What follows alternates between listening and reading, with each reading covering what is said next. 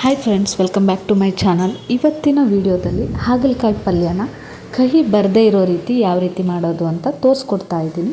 ಹಾಗಾದರೆ ವಿಡಿಯೋನ ಸ್ಟಾರ್ಟ್ ಮಾಡೋಕ್ಕೂ ಮೊದಲು ಯಾರೆಲ್ಲ ನನ್ನ ಚಾನಲ್ನ ಸಬ್ಸ್ಕ್ರೈಬ್ ಮಾಡದೆ ನೋಡ್ತಿದ್ದೀರಾ, ಪ್ಲೀಸ್ ಸಬ್ಸ್ಕ್ರೈಬ್ ಮಾಡಿಕೊಂಡು ಪಕ್ಕದಲ್ಲಿರುವಂತಹ ಬೆಲ್ ಐಕನ್ನ ಕ್ಲಿಕ್ ಮಾಡೋಕ್ಕೆ ಮರಿಬೇಡಿ.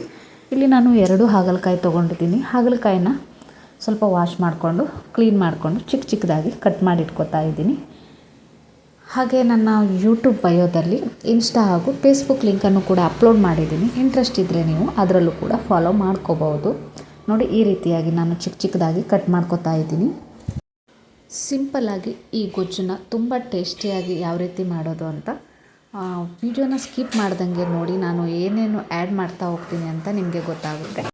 ಇಲ್ಲಿ ನಾನು ಒಂದು ಅರ್ಧ ಸ್ಪೂನಷ್ಟು ಅರಿಶಿನ ತೊಗೊಂಡಿದ್ದೀನಿ. ಅರಿಶಿನದ ನೀರಲ್ಲಿ ಹಾಗಲಕಾಯಿನ ನೆನೆಸಿಡೋದ್ರಿಂದ ಕಹಿ ಬಿಟ್ಕೊಳ್ಳುತ್ತೆ. ಇದರಲ್ಲಿ ನಾನು 15ರಿಂದ 20 ನಿಮಿಷ ನೆನೆಸಿಟ್ಕೊತಾ ಇದ್ದೀನಿ.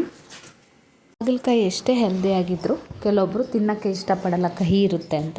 ಅಂಥವ್ರಿಗೆ ಈ ರೆಸಿಪಿನ ಮಾಡಿಕೊಡಿ, ತುಂಬಾ ಇಷ್ಟಪಟ್ಟು ತಿಂತಾರೆ. ಹಾಗೆ ಆರೋಗ್ಯಕ್ಕೂ ತುಂಬ ಒಳ್ಳೆಯದು. ನೋಡಿ, ನಾನು ಇಲ್ಲಿ ನೆನೆಸಿಟ್ಕೊತಾ ಇದ್ದೀನಿ. ಇದು ಒಂದು ಕಡೆ ಹಾಗೆ ಇರಲಿ. ನೆಕ್ಸ್ಟು ಹಾಗಲಕಾಯಿ ಗೊಜ್ಜು ಮಾಡೋಕ್ಕೆ ಏನೇನು ಬೇಕಪ್ಪ ಅಂದರೆ 2 ಈರುಳ್ಳಿನ ಕಟ್ ಮಾಡಿ ಇಟ್ಕೊಂಡಿದ್ದೀನಿ. ನೀವು ಹುಣಸೆ ಹಣ್ಣು ಆ್ಯಡ್ ಮಾಡಲ್ಲ ಅಂದರೆ ಟೊಮೆಟೊನ ಸ್ವಲ್ಪ ಜಾಸ್ತಿ ಹಾಕ್ಕೊಳ್ಳಿ. ಹುಣಸೆ ಹಣ್ಣು ರಸ ಹಾಕ್ತೀರಾ ಅಂದರೆ ಟೊಮೆಟೊನ ಕಡಿಮೆ ಹಾಕ್ಕೊಳ್ಳಿ.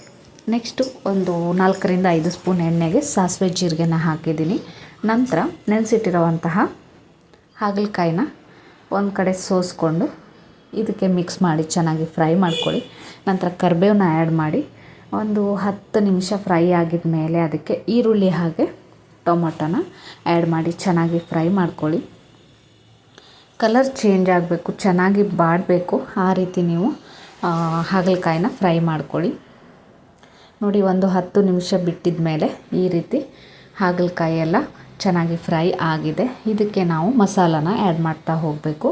ಇದಕ್ಕೆ ನಿಮಗೆ ರುಚಿಗೆ ಬೇಕಾದಷ್ಟು ಚಿಲ್ಲಿ ಪೌಡ್ರನ್ನ ಆ್ಯಡ್ ಮಾಡ್ಕೊಳ್ಳಿ. ನಂತರ ಧನಿಯಾ ಪೌಡರು ಅದನ್ನು ಕೂಡ 1 ಸ್ಪೂನ್ ಹಾಕ್ತಾಯಿದ್ದೀನಿ. ಚಿಲ್ಲಿ ಪೌಡ್ರು 2ರಿಂದ 3 ಸ್ಪೂನ್ ಹಾಕ್ಕೊಳ್ಳಿ. ನಂತರ ರುಚಿಗೆ ತಕ್ಕಷ್ಟು, ಅಂದರೆ ನಿಮಗೆ ಎಷ್ಟು ಸಿಹಿ ಬೇಕು ಅಷ್ಟು ಮೀಡಿಯಮ್ ಆಗಿ ಆಗುವಷ್ಟು ನಾನು 1 ಸ್ಪೂನ್ ಆಗುವಷ್ಟು ಬೆಲ್ಲನ ಆ್ಯಡ್ ಮಾಡಿದ್ದೀನಿ. ಇಷ್ಟೇ. ಈ ರೀತಿ ಚೆನ್ನಾಗಿ ಹಾಗಲಕಾಯಿ ಬೆಂದಿದ ಮೇಲೆ ಇಷ್ಟು ಮಸಾಲಾನ ಸೇರಿಸಿದ್ರೆ ಸಾಕು. ಸೂಪರಾಗಿರುವಂತಹ ಹಾಗಲಕಾಯಿ ಪಲ್ಯ ರೆಡಿ ಆಗುತ್ತೆ. ಚಪಾತಿಗೆ, ಅನ್ನಕ್ಕೆ ಎಲ್ಲದಕ್ಕೂ ಕೂಡ ತುಂಬ ಚೆನ್ನಾಗಿರುತ್ತೆ. ನೀವು ಕೂಡ ಮನೇಲಿ ಒಮ್ಮೆ ಟ್ರೈ ಮಾಡಿ ನೋಡಿ.